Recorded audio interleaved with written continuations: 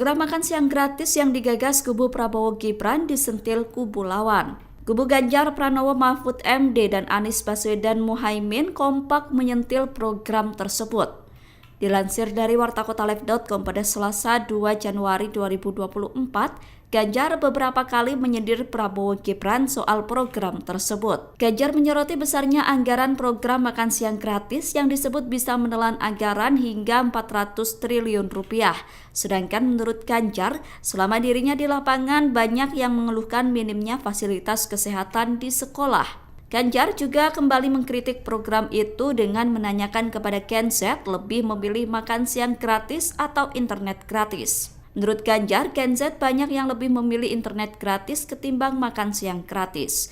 Selain Ganjar, Mahfud MD juga mengkritik program makan siang gratis Prabowo Gibran. Menurutnya program tersebut bagus tapi tidak jelas prospeknya. Sementara itu, kubu Anies Muhaimin berkomentar jika program makan siang gratis hanya sebatas janji politik semata.